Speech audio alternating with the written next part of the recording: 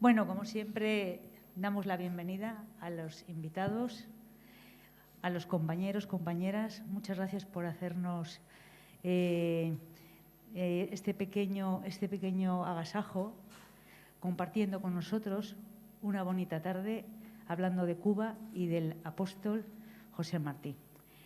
Voy a hacer una breve presentación de don Pedro Pablo Rodríguez López.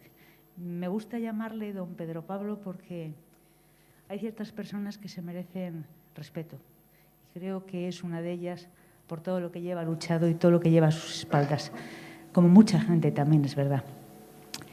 Es doctor en Ciencias Históricas, catedrático e investigador, periodista, miembro efectivo de la Academia de Ciencias de Cuba, de la Academia de la Historia de Cuba, del Tribunal Nacional de Categorías y Grados Científicos, del Consejo Nacional de la Unión de Escritores y Artistas de Cuba y del Comité Ejecutivo de la misma.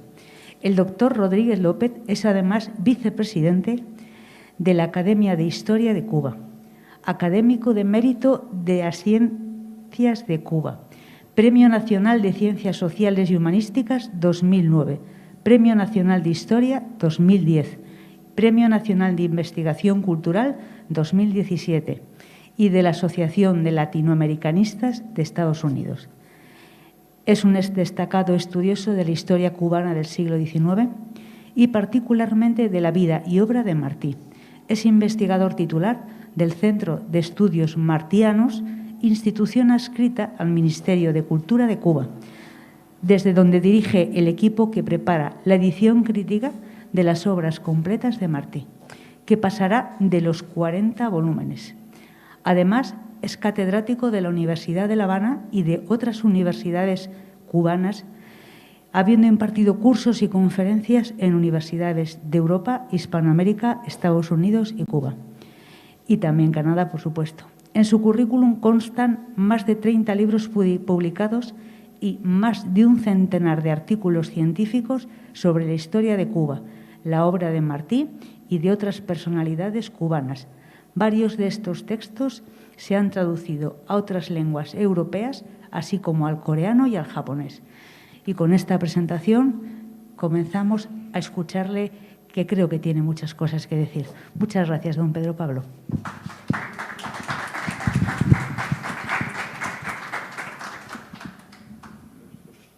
Bueno, muchas gracias por darme esta oportunidad, por poder hablar con Podemos, con la gente de Podemos. Bueno, no le hagan mucho caso a toda esa mano de títulos y esas cosas, porque yo soy un cubano como otro más. Lo decía ayer allá en la biblioteca, ¿no? Esos currículos que te exige el mundo académico, porque te piden que tú tengas todas esas cosas escritas y que qué sé yo. Yo soy un cubano como otro cualquiera. Lo que pasa es que, digamos, he tenido la oportunidad y la suerte, vamos a decir así, también, de poder trabajar en lo que me satisface, que es la investigación histórica y en particular nada más y nada menos que de la figura más importante de la historia cubana, ¿no?, que es José Martí. Yo publiqué mi primer trabajo sobre Martí en 1970, en una revista que se llamaba después desapareció, Pensamiento Crítico. Y fue un estudio en que examinaba la idea de Martí a la luz de un concepto que entonces se manejaba mucho, que era el concepto de liberación nacional. Cuando años después se creó el Centro de Estudios Martianos, un tiempo después se me dio la oportunidad de comenzar a trabajar allí. Para esta obra que se refería ahí, ese breve currículum, que es la edición crítica de las obras completas de Martí, lo cual me ha permitido, digamos, introducirme casi que hasta la minuciosidad en el estudio y el examen de la obra de José Martí, porque la edición crítica no es para criticar a Martí, así se le llama en el mundo editorial contemporáneo a ediciones que tratan de presentar el texto en lo que, bueno, algunos llaman la genética, como si fuera algo de los animales y qué sé yo, o de la cosa de los biológica. Es decir, la formación del texto por el escritor. Eso está un poco de moda, vamos a decir así, en el ambiente editorial con los grandes escritores. Cómo se concibió, cómo se escribió, cómo se fue formando ese texto hasta llegar a su fórmula final. Claro que como un escritor del siglo XIX ya será un poco más difícil, quizás imposible, desde que se inventó la computadora. Bueno, uno puede tener, si ha tenido esa suerte, como es en el caso de Martí, de tener muchos manuscritos en los cuales uno va viendo cómo el escritor va cambiando, modificando, alterando, mejorando su texto hasta la versión final. No es simplemente cortar y pegar, como permite usted dice un ordenador. Y esta edición además va acompañada de notas aclaratorias sobre el texto para hacerlo más comprensible al público contemporáneo, además de llevar índices de materias, índices geográficos, índices de nombres, en el cual se ofrece información sobre cuánta persona mencione José Martí, que pueden ser desde algunos muy conocidos y que aparecen en cualquier diccionario o enciclopedia, hasta otros que son personas muy circunstanciales y que no han sido recogidas en ese tipo de obras que compilan información. Y bueno, tratamos de dar toda esa información para que se pueda efectuar un estudio más a fondo del propio texto y de dónde salen esas ideas, cómo se han ido formando y demás. Bueno, esto me ha permitido a mí, pues, digamos, irme, metiendo aún más en profundidad en los textos de Martí, porque desde luego está haciendo uno una lectura en la que uno se va fijando en cosas como el valor literario, los recursos literarios que emplea, la manera de expresar una idea, la imagen que se utiliza. Martí era un escritor de imágenes, utiliza mucho la imagen para explicar una idea. Y todo esto, pues sin duda, lo va llevando a uno a comprender cada vez mejor el alcance de sus ideas. Siempre digo a los amigos españoles, bueno, como Martí desde muy joven empezó a llamarle a Felipe II, el rey sombrío. Y llega un momento en que escribe simplemente aquel rey sombrío. Claro, ya nosotros sabemos que es Felipe II. Y le ponemos una nota al pie que se refiere a Felipe II. ¿Verdad que Felipe II era un poco sombrío, Ese lío que se pasaba la vida metido ahí orando y creyéndose él de verdad que todo aquello le iba a resolver los problemas de la Armada Invencible y el qué sé yo, que fue su gran fracaso, ¿no?, militar y político, o la cosa en Holanda, en fin. Lo que quiero decir con esto es que, digamos, esta obra me ha permitido a mí y al equipo de trabajo con el cual yo hago esta obra, que no puede ser una obra individual, tiene que ser una obra colectiva, pues nos ha permitido ir mucho más allá, ¿no?, en el manejo de las ideas de Martí. Y debo decir también que tenemos un equipo internacional de personas que nos ayudan además por amor a Martí. Son personas que desde luego no reciben ningún tipo de remuneración material, simplemente les ponemos como colaboradores en cada tomo, y que son personas en Estados Unidos, en España, en México, en 20 lugares, a los cuales a veces les sometemos algunas preguntas tremendas de por quién es esta persona, por qué dice esto, a qué se está refiriendo, porque a veces no tenemos esa información a nuestro alcance. Y realmente esto es muy interesante porque la obra se ha ido convirtiendo, yo diría, como en un homenaje internacional para José Martí. Es decir, son personas que se sienten hasta emocionadas porque están colaborando a que aclaremos algún aspecto que quizás para el lector contemporáneo puede resultar lejano o incomprensible de lo que se está hablando. Por otro lado, también en este acercamiento a Martí, que en mi caso y en general en los investigadores de mi centro están encaminados a tratar sobre todo de poder sustentar por qué Martí sigue siendo un hombre actual. y cada vez más me convenzo no solo de que para Cuba, sino para la humanidad contemporánea, ello es consecuencia, en mi opinión, de una mirada muy amplia, muy universal desde el punto de vista de sus intereses. En el caso de Martí, por un lado, nada humano le fue ajeno, si a alguien le cabe esa frase es a José Martí, que lo mismo nos escribió, digamos, de los abanicos japoneses, que nos escribió de cómo hablaban las madrileñas, o nos describió Santander y su puerto de una manera preciosa, o nos describió la vida neoyorquina en sus elementos positivos, vamos a decir así, en sus elementos negativos.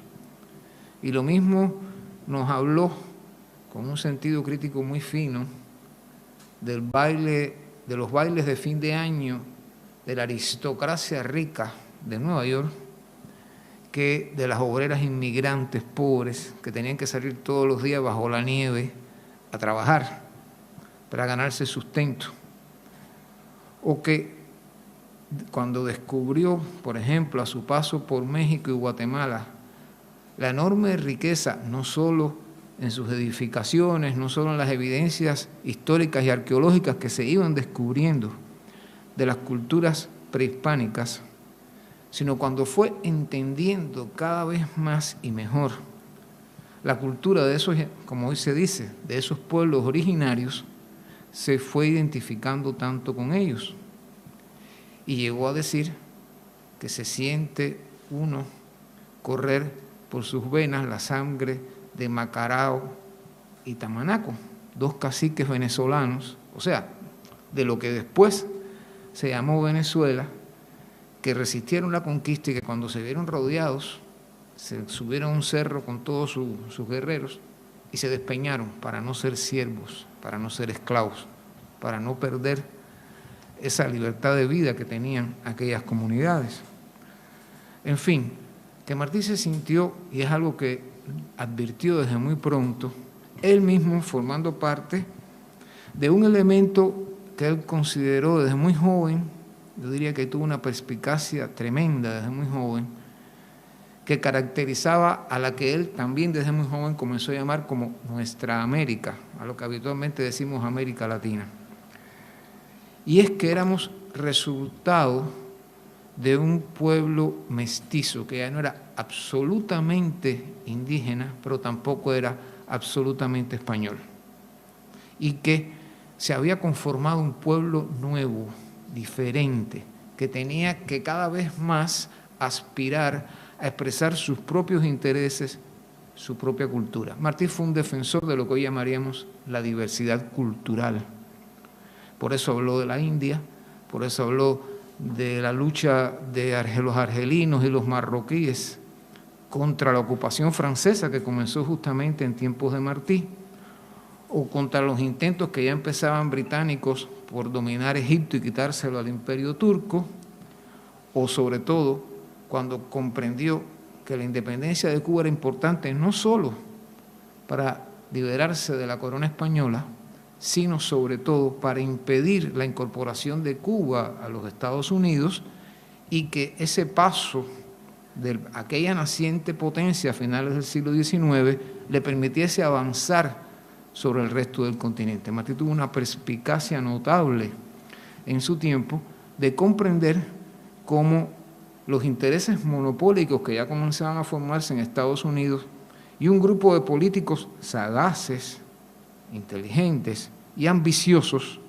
pretendían lograr lo que después lograron, que es convertir, bueno, esta es una frase que crearon los propios políticos norteamericanos, a esa nuestra América de Martí en su patio trasero.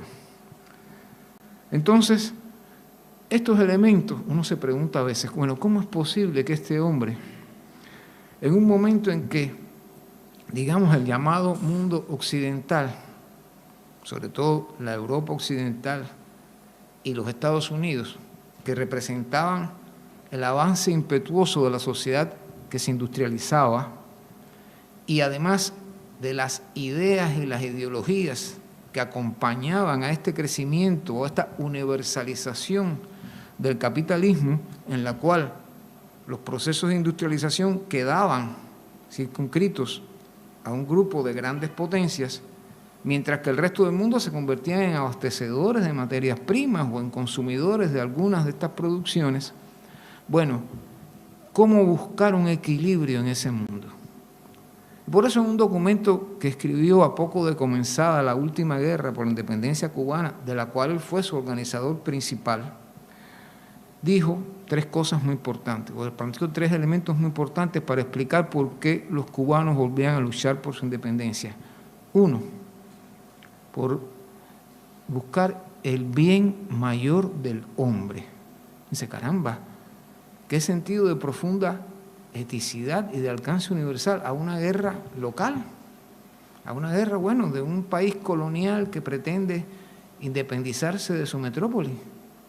El bien mayor del hombre,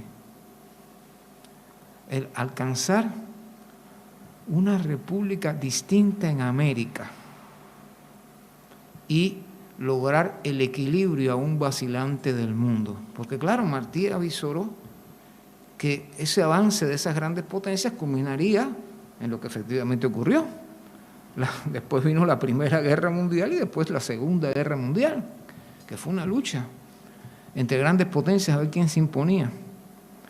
Bueno, la tercera no ha estallado, pero la estamos viviendo de otro modo, no solo con la COVID, es verdad, estamos viviendo un cierto movimiento en el mundo en el cual, sin dudas, hay dos potencias, una nuclear y otra económica, que son China y los Estados y Rusia, y por otro lado los Estados Unidos, y bueno, y por otro lado Europa, que ojalá pudiera realmente presentarse con cierto balance frente a los Estados Unidos y ejercer un equilibrio. Ojalá eso pudiera suceder. Ojalá los políticos europeos se movieran por ese camino, ya que parece más difícil que haya un cambio social profundo con sentido inmediato. Pero bueno, lo que quiero llamar la atención es sobre esto. Martí fue un hombre de mirada universal. Miró los grandes problemas de su tiempo. Desde muy joven, desde 1881, ya estaba escribiendo que se estaba viviendo una época histórica de cambios. Y como toda época histórica de cambios, pues estaba ocurriendo algo que no era posible predecir con exactitud qué camino iba a coger. Él decía, se han caído los viejos ídolos y todavía no tenemos los nuevos plenamente claros. No sabemos exactamente por dónde se va a mover todo esto. Lo estoy diciendo con mis palabras que por supuesto no se acercan en modo alguno a la riqueza de las ideas de Martí, ni mucho menos a su belleza desde el punto de vista literario. Martí no es escritor de imágenes, escribe siempre con imágenes. A veces algunos dicen, y yo discuto mucho con personas, sobre todo del ámbito de la filosofía, que me dicen, bueno, Martí no era un filósofo, en América Latina nunca ha habido filosofía. Y yo le digo, ven acá, chico, ¿y quiénes fueron los filósofos medievales? Bueno, Santo Tomás, que no era más que un sacerdote, que trataba de expresar su concepción religiosa. Pero hay una filosofía, hay una concepción del mundo. Pero además, cuando miras a cualquier escritor europeo, yo no sé, pensemos en las letras españolas, pensemos en un español que lamentablemente no es todo lo conocido que debiera serlo hoy, aquel canario, ¿verdad? El que escribió todos los episodios nacionales, Benito Pérez Galdós. Es que no hay una concepción del mundo y de España en Benito Pérez Galdós. Hombre, por algo quiso escribir y escribió un montón de episodios nacionales. Estaba, yo diría, levantando el sentido de nación de las Españas, como se decía entonces y todavía se sigue diciendo por algunos. Entonces, Martí yo diría que tuvo esta capacidad en la cual el manejo de recursos literarios, los diversos recursos literarios que permiten expresar una idea, no con conceptos supuestamente cerrados y que todos compartimos, no, eso es falso. En el pensar filosófico, ni siquiera en el pensar más estrictamente científico, todo el mundo está usando a veces los conceptos con el mismo sentido, y mucho menos en las ciencias sociales, en las humanidades. Un científico tan importante como Albert Einstein dijo una vez nuestras ciencias requieren un poco, y se refería que a las matemáticas, a la física, nuestras ciencias requieren un poco de esa cierta indefinición que tienen las ciencias sociales, porque abren más las posibilidades del conocer. Y no dejaba de tener razón Einstein, sobre todo cuando estamos conociendo sociedades, y las sociedades no son más que seres humanos, grupos humanos, colectivos humanos. Y, por supuesto, los seres humanos nunca reaccionaremos como las células y las demás componentes de nuestra entidad biológica. Somos seres que tenemos, además de un elemento biológico, o de muchos elementos biológicos, tenemos además sentimientos y emociones. Bueno, hoy en día ya hay científicos que estudian hasta si hay emociones o no en las plantas. Y casi que podríamos decir que cada vez más se va demostrando que hasta puede haber emociones hasta en los animales. Esos animales que, bueno, en Cuba les llamamos afectivos. Alguien me decía el otro día, eras tú, no recuerdo, cómo les dicen aquí al perrito y al gatico de la casa, ¿no? Bueno, en Cuba le llamamos a esos animales afectivos. Bueno, ¿y quién tiene un león? Yo nunca tendría un león porque no sé cómo entendería con un león, ¿no? Pero bueno, lo que quiero decir con esto es que los paradigmas de la ciencia también han ido cambiando. Ya las ciencias cada vez más se va entendiendo que no son tan exactas como a veces se dice. Y cuando uno ve cómo se mueve dentro de nuestro aparato biológico, dentro de una molécula, los elementos que la integran, uno dice, caramba, no hay ahí movimientos exactos. Cuando uno ve cómo se mueve la luz y se lo explican los físicos, dicen, no es tan exacta como me están diciendo, aunque 2 por 2 sea siempre 4. ¿Qué quiero decir con esto? Que en Martí no hay un pensar cerrado que busca esa exactitud, que sí buscaba el pensamiento de finales del siglo XIX, sobre todo esa filosofía positivista que se fue implantando entonces y que por un lado favorecía ¿qué cosa? Bueno, el positivismo favorecía que la ciencia lo explicaba todo, era el poder de la sabiduría humana, que a su vez era la superioridad del ser humano sobre las demás especies, y inclusive justificaba la conquista, no por gusto, se venía hablando desde antes y se seguiría hablando hasta nuestros días de la conquista de la naturaleza. Es una conquista dominar distintos elementos de la naturaleza, es una conquista haber dominado África y habérsela repartido en 1884 en Berlín, las potencias europeas. ¿Ustedes se imaginan Bélgica? ¿Qué es esto? Dominando el Congo, ¿qué es esto?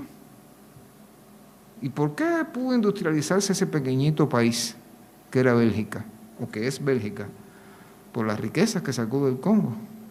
No podemos entender por qué el imperio británico fue la reina de los mares y el gran imperio de finales del XIX y principios del siglo XX, hasta que Alemania empezó a surgir como rival, ¿verdad?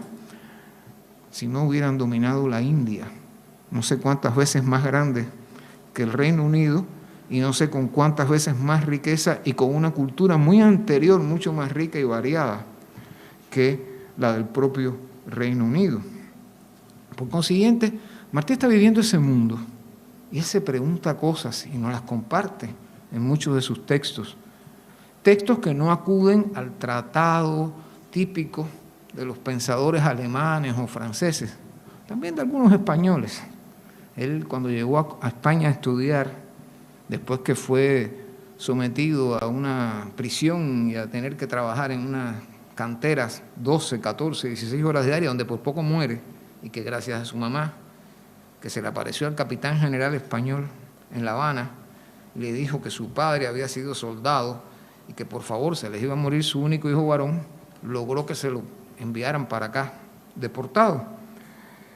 Y entonces pudo terminar sus estudios, empezó en Madrid, terminó en Zaragoza, se graduó de Filosofía y Letras y de Derecho, de abogado, que por cierto, realmente la única vez que ejerció fue en el medio de la guerra en que tuvo que asumió la defensa de un acusado de violar las leyes del Ejército Libertador. Un oficial que se había convertido en un ladrón y le robaba a los campesinos. y que al parecer inclusive cometió alguna barbaridad contra alguna mujer. Y Martí dijo, sí, pero hay que tenía que tener su defensa. Y él, el hombre que había organizado la revolución, asumió la defensa de aquel hombre que fue condenado a muerte por las barbaridades que había hecho sobre la población campesina de los alrededores. Bueno, este hombre se da cuenta cuando llega aquí y empieza a conocer, por ejemplo, el krausismo, que fue tan importante en la vida intelectual española de finales del siglo XIX, dice, caramba, llegué a España, vi a los krausistas, los empecé a leer y me di cuenta que era lo que yo venía pensando.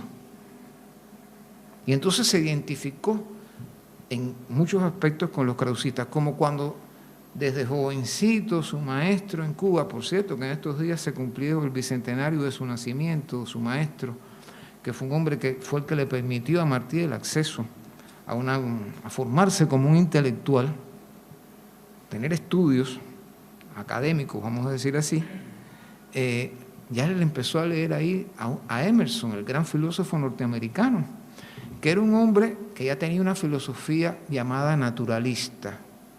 Emerson fue un hombre que fue enemigo de la esclavitud, se opuso a la guerra de Estados Unidos contra México y la calificó una conquista y dijo que la república se estaba convirtiendo en una república imperial. Y escribió además que la sociedad y la naturaleza tenían una integración. A Martí le pareció también muy bien y asumió buena parte de esos criterios de Emerson, y cuando Emerson murió escribió un artículo formidable, un gran ensayo sobre el pensamiento de Emerson, lo cual le permitió, cuando llegó a los Estados Unidos, de comprender no solo que había dos, sino que había varios Estados Unidos. Uno era el Estados Unidos de la clase dominante, de los grupos que además estaban surgiendo nuevos y formando los primeros grandes monopolios, y que eran los que aspiraban a ampliarse más allá de las fronteras que ya tenía el país, de controlar las tierras de las que Martí llamó Nuestra América, y los valores democráticos que pudieran quedar de la época de la independencia. Pero inclusive escribió, amamos más a la patria de Lincoln que a la de Cutin. Cutin nadie sabe quién es. Cutin era un tipo en esa época que estaba pretendiendo conquistar nuevos territorios de México para incorporarlo a los Estados Unidos. Ya no le bastaba con Texas, California, etcétera. Querían robarle más territorios a México. Pero también Martí comprendió que Lincoln también cometió sus errores, porque dijo, quiso volcar sobre Cuba y Haití a aquella población negra libre. Es cierto, se manejó un tiempo la idea de mandar, bueno, los mandaron al final a Liberia, ¿verdad? Que fueron muchos esclavos libertos de Estados Unidos a este país africano. Y bueno, han creado allí sus propios problemas. No me voy a meter ahora en los líos de África. Lo que quiero decir con esto es que Martí pudo entender muy bien la multiplicidad de factores que hay en una sociedad, y más en una sociedad moderna en el sentido de una sociedad que se está moviendo bajo el signo del capitalismo y de un sistema mundial. Martí entendió eso sin usar el lenguaje que usaría un sociólogo o un economista contemporáneo, pero lo entendió perfectamente. Y eso fue lo que le permitió comprender que Cuba independiente abriría paso a la posibilidad de un equilibrio entre las dos Américas. E inclusive en unas notas que nunca publicó llegó a escribir, Cuba libre, para sostenerse, tiene que tener el apoyo de alguna potencia o de algunas potencias, que es preferible siempre que sea europea y no los Estados Unidos, porque nos ansían, nos quieren ocupar, nos quieren transformar en un estado de ellos, y entonces no vamos a poderlo resistir. O como le escribió a uno de sus principales colaboradores, que se llamaba Gonzalo de Quesada, Gonzalo, hay que apurarse, porque una vez los Estados Unidos en Cuba, ¿quién los saca de ella? Martí se dio cuenta de algo, como yo les contaba, creo que ustedes me lo oyeron ayer, creo que hablé de eso, de algo que se dio cuenta aquí en España Arsenio Martínez Campos, el hombre que logró detener la guerra de los 10 años, haciendo promesas a los cubanos que luego no pudo cumplir porque nunca se los aprobaron en las Cortes. Y Arsenio Martínez Campos dijo en las Cortes Españolas en 1893, no hacemos reformas en Cuba, perderemos Cuba. Y en Cuba ondea la bandera española, pero no, el comercio de Cuba lo controlan ya los Estados Unidos, ya nosotros estamos liquidados. Lo estoy diciendo en el lenguaje, ¿no? Martínez Campos lo decía con todo el lenguaje ese propio del siglo XIX. Es decir, este general español, el hombre que restauró la monarquía borbónica en este país, un realista, un monárquico, sin embargo, era un político tan hábil, tan avesado, que se dio cuenta de a dónde iba a parar aquella historia. Y miren, ahí estaba coincidiendo con José Martí. Les digo todo esto porque yo creo que a veces tenemos que hacer una lectura cuidadosa de los textos de Martí, porque hay personas que ven aquella fuerza literaria y entonces te dicen tranquilamente, bueno, es una imagen bonita, pero atrás, ¿qué es lo que hay? Bueno, en la imagen está el sentido de lo que se quiere decir. Y ahí la importancia de los versos sencillos. Porque no hay límites, no hay diferencias, no hay espacio. Bueno, hay diferencias desde el punto de vista de los géneros. Pero como ustedes comprenderán, el escritor nunca, ni siquiera hoy, cuando los géneros están tan establecidos y se estudian en las universidades y todas esas historias, un buen escritor que se siente capaz de escribir poemas y novelas puede establecer ciertos recursos propios de uno y de otro, pero cuando uno lo estudia se da cuenta de que hay una unidad en la expresión de esta persona, en su expresión literaria, en lo que está escribiendo, y es el caso de Martí. La oratoria de Martí, que era importantísima en la época, yo siempre le digo a la gente, recuérdense que entonces no existía este aparatico que se llama micrófono, había que hablar a pulmón en un salón, si lo había, en que te pudieran escuchar y alzar un poco de altura para que la voz llegara hasta allá atrás.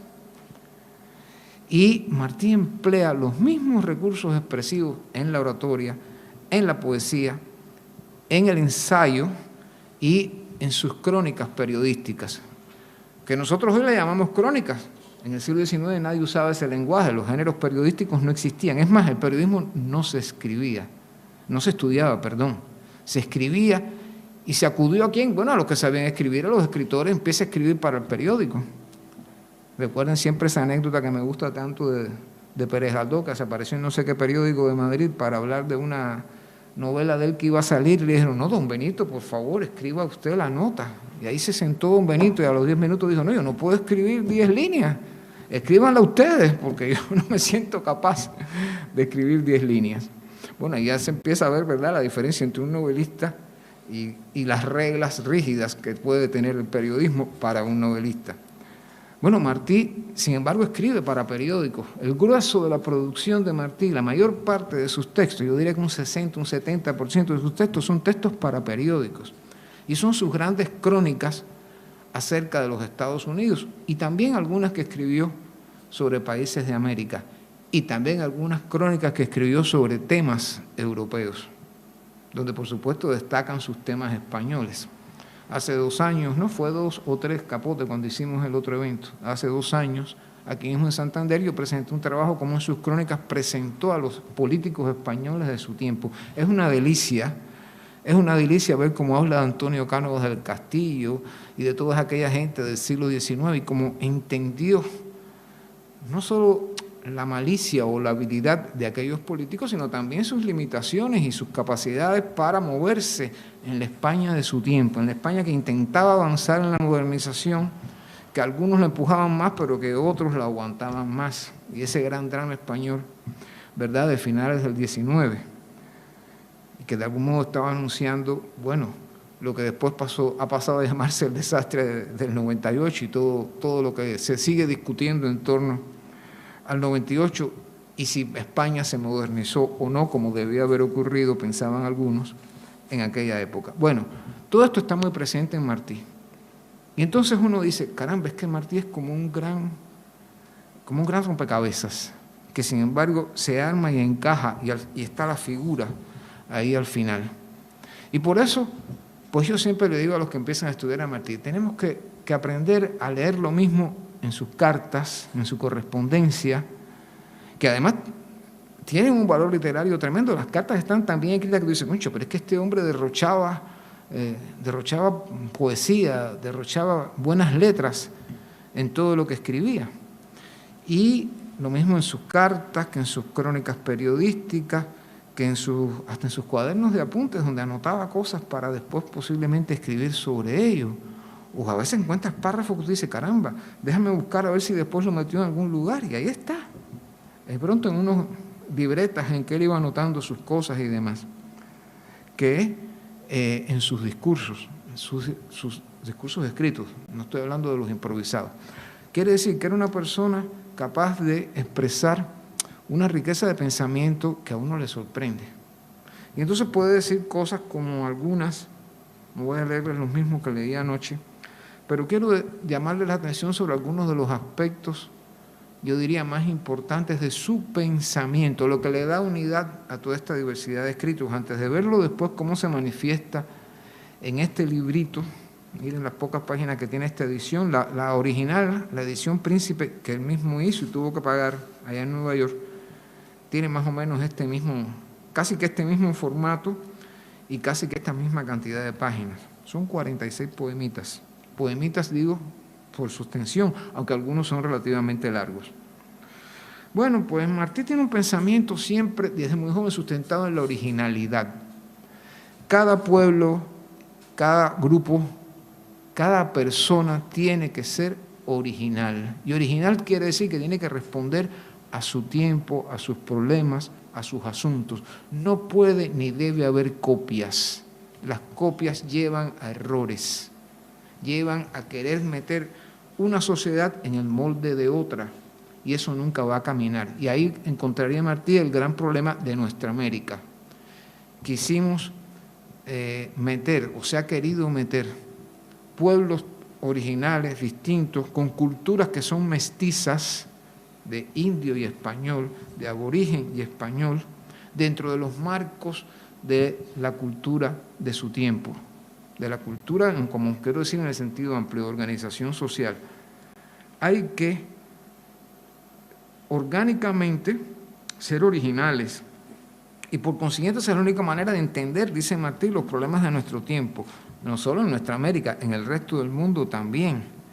Esa voluntad de originalidad que rechazaba la imitación lo llevó además a sustentarla en una ética de servicio. Para ser originales, de veras, hay que servir. Ese es el sentido esencial de nuestra vida, servir. La función del ser humano es servir. Por eso dijo uno de los poemas, con los pobres de la tierra quiero yo mi suerte echar. Hay que servir, y en primer término, ¿a quién? A eso, a los pobres de la tierra. Su concepción del mundo no era que el hombre era el centro del universo, no. Esa imagen que quizás algunos han visto, ¿verdad?, que pintó, ¿fue Miguel Ángel? No, Leonardo da Vinci, del hombre así con las piernas abiertas sí, pero en el círculo, ese no es Martí. Martí piensa que el ser humano y lo que llamamos naturaleza guardan una unidad. Somos la sociedad y nosotros somos naturaleza. Y la naturaleza está presente en nosotros. Por tanto, hay que buscar una armonía que en un sentido originario es natural, pero que cada vez más el ser humano ha ido perdiendo, porque pretende, usemos la palabra que se usaban entonces y todavía se siguen usando, dominar y conquistar.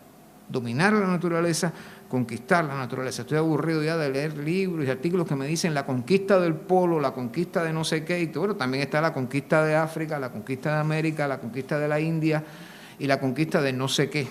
Bueno, ahora hay quien escribe hasta capaz de decir la conquista de la ¿cómo se llama? Lo que nos inyectan contra la pandemia. De la vacuna, la conquista de la vacuna. No es una conquista. Lo que estamos haciendo es tratando de ver de qué manera podemos tratar de evitar, ¿no?, lo que ella significa. En realidad la enfermedad es la que nos ha de alguna manera ido conquistando. Bueno, hay que recuperar la condición natural del ser humano y evitar su abestiamiento. Es decir, no podemos ser bestias. Y no es porque Martí piense que los animales son bestias, sino que la conducta humana puede ser mucho más bestial que la de los seres humanos. Y hay que alcanzar lo que él llamaba el humano. El humano es el hombre magno. El hombre magno quiere decir que es la persona con sentido de eticidad. Y por eso el bien y la virtud son los caminos para abrir paso cada vez más a un acercamiento. No es que Martí pensara utópicamente, bueno, alguna vez vamos a llegar a eso. No, hay que acercarse a eso poco a poco, porque Martí dice que Dios reside en el hombre, en cada uno de nosotros, en nuestra idea y capacidad de hacer el bien. Por supuesto, como ustedes comprenderán, esto no tiene mucho que ver con la teología oficial, no solo del catolicismo, sino ni siquiera de las iglesias cristianas, lo cual nos explica por qué Martí puede entender y tratar de entender formas de religiones distintas y darles un valor. Y entiende cosas de las culturas musulmanas y entiende cosas de las culturas asiáticas, porque para él las religiones son intentos, búsquedas de las sociedades por buscar de qué manera dar una fundamentación ética a una práctica que busque abrirle ese camino a los seres humanos. Por tanto, la condición humana para Martí cambia según las épocas históricas, se adapta a las épocas históricas, busca adaptarse a ellas. Por consiguiente, todas son válidas en cierto sentido, aunque puedan ser objetables o criticables. En todas hay un intento por buscar un acomodo, de alguna manera, entre sus propios elementos humanos, sociales, y entre los elementos también naturales que implica esa sociedad. Y por eso para Martí es tan valioso la expresión cultural, repito, de un abanico japonés que de una construcción del taoísta de China, que un palafito de los pueblos de Australia y Nueva Zelanda, una casa de esas sobre el mar, porque eran pueblos que vivían prácticamente en el mar más que en la tierra, o una catedral gótica europea, como la que debe haber admirado desde luego aquí cuando estuvo en España o cuando pasó por París. Y al mismo tiempo, uno dice, Martí era un hombre sumamente informado para su época. Cuando dio clases de filosofía en Guatemala, resulta que estaba manejando a los filósofos alemanes de la época. ¿Cómo los leyó? No lo sé. Bueno, hay gente que dice que si sabía un poquito de alemán, no creo que lo suficiente como para leer a los alemanes, pero sí quizás como sabía francés, quizás leyó algunas traducciones del francés, y entonces le está hablando a sus estudiantes en Guatemala de elementos de la filosofía de su tiempo en Europa, y que en muchos casos en sus textos va sometiendo también a crítica. Y por eso para mí, Martí es un hombre que expresa el mundo moderno, pero que no se pliega ante él. Martí no es un expositor que repite mecánicamente el mundo moderno de su tiempo, sino que trata de ver qué puede ofrecerle. Y por eso escribe, a veces en algunos periódicos de América Latina, aprendamos a administrar las haciendas como hacen los norteamericanos. Es decir, sepamos que tenemos que comerciar con el mundo y ver de qué modo ponemos nuestros productos con ventaja. Pero esto no quiere decir que nuestras sociedades se parezcan a la de los Estados Unidos, porque somos diferentes. Tenemos otra manera de pensar, tenemos otra cultura, tenemos otros intereses, tenemos otros valores. Pero al mismo tiempo es capaz de decir y de pensar que es necesario apoderarse de esos avances, digámoslo así, del mundo moderno para emplearlos en nuestros pueblos. Y yo creo que quizás, más que en su propia prosa, esto está dicho en sus propios versos. ¿No está, Toño? Voy a hablar de los versos ahora. Bueno, muchos de ustedes han escuchado algunos de los versos sencillos. Quizás algunos no sepan que eran los versos sencillos de Martí. Este es un librito que Martí publica en 1891 y que ahora está cumpliendo 130 años, no sé, la cuenta no la saqué mal. Y Martí lo publicó con sus propios recursos. Por supuesto, eso no fue a las librerías de la época. Martí lo regalaba a sus amigos, por eso se conservan muchos ejemplares.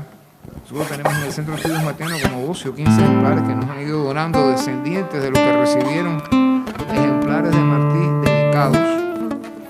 Y en estos versos hay varios elementos que los unifican. Primero está 16 de ellos, de esos versos, está siempre el autor. En la mayoría está el autor de manera directa, empleando el pronombre personal, yo, o un verbo en la primera persona. Yo estoy, soy, creo, quiero. Se está entregando. La poesía es para Martí una forma de entrega, una forma de dar su personalidad, de entregarse a su lector, de estar dando su intimidad, su espíritu, su riqueza, no solo sus ideas, su sensibilidad, su espiritualidad. Para Martí es muy importante eso. Inclusive, yo diría que es un precursor de ciertos conceptos propios de la psicología contemporánea y de la sociología contemporánea. El valor humano, el valor social de los sentimientos, de la espiritualidad, el sentido de, además del mestizaje que van teniendo de un modo u otro y a veces por las formas más inimaginables los distintos pueblos.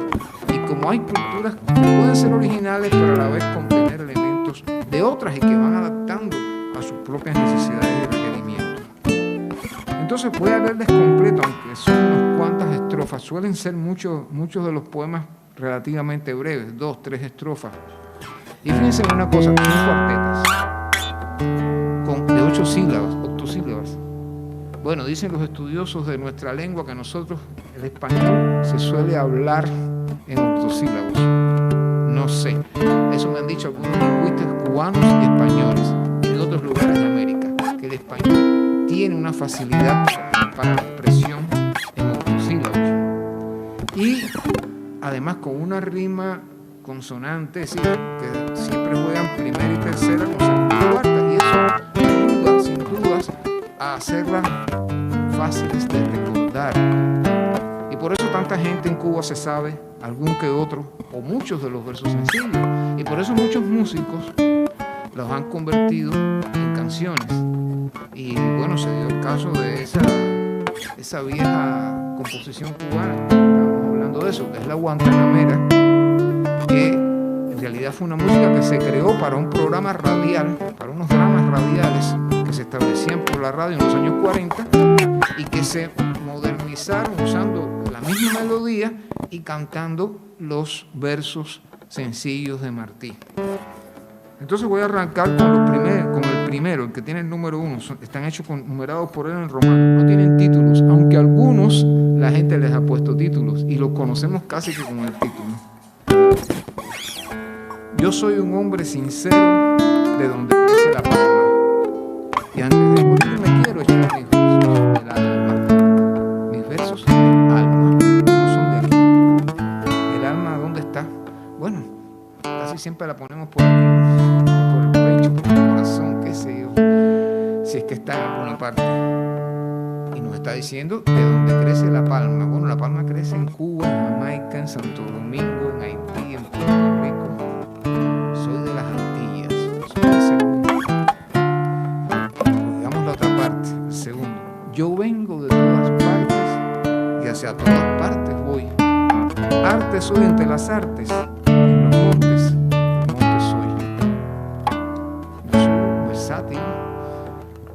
Yo tomo de todas partes, vengo y voy de todas partes. En las artes, solamente. En los montes, y fíjense el doble significado que tiene la palabra monte en nuestra lengua, ¿no?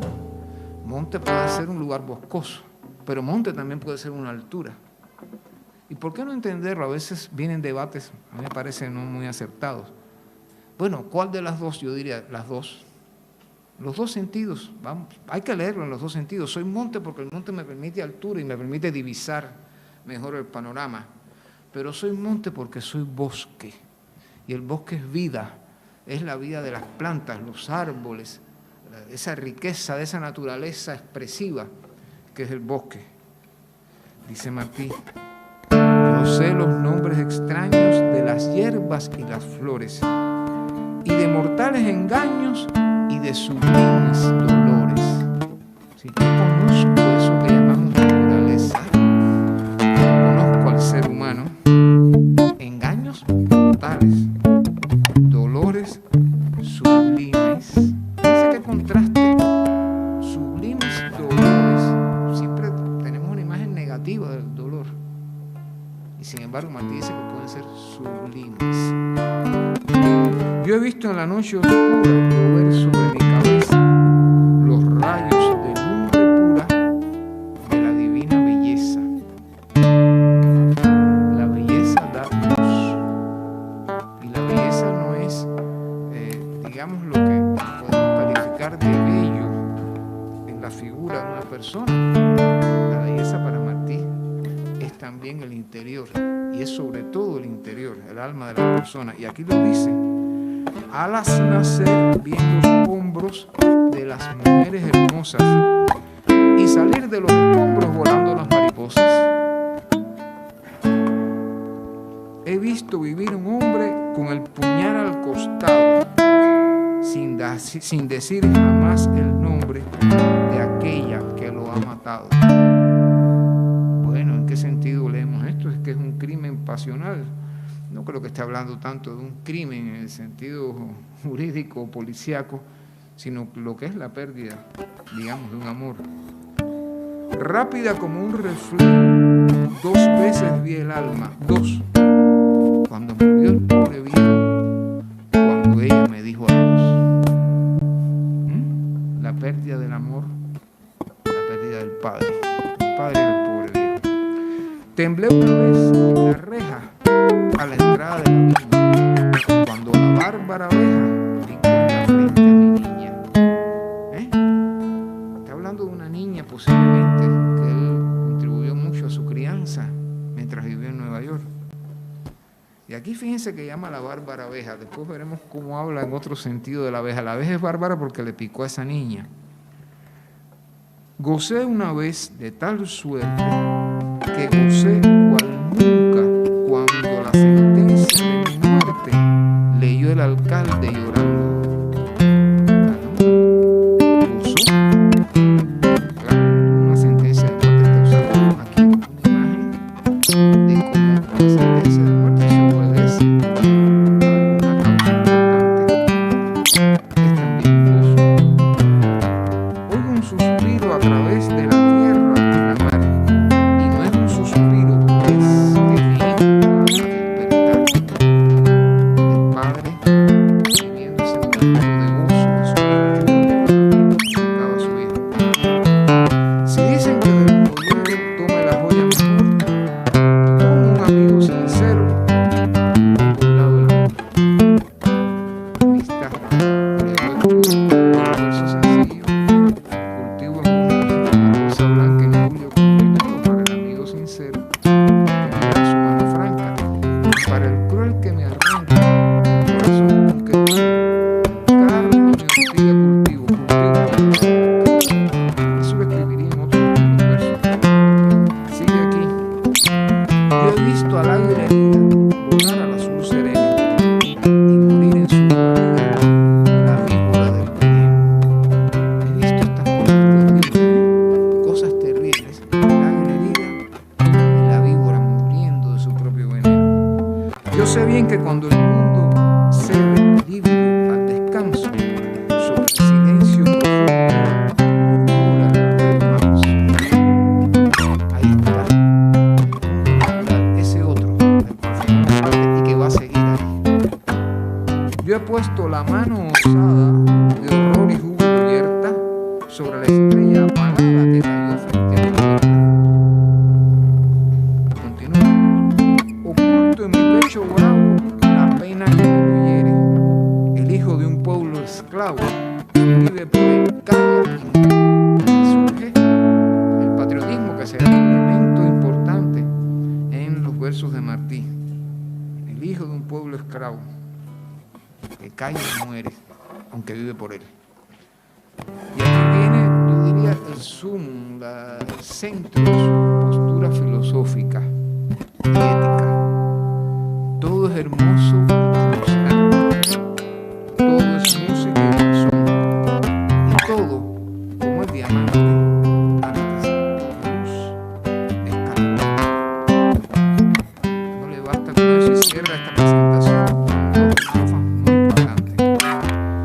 Yo sé que el necio se entierra con gran lujo y con gran llanto, y que no hay fruta en la tierra como la del campo santo.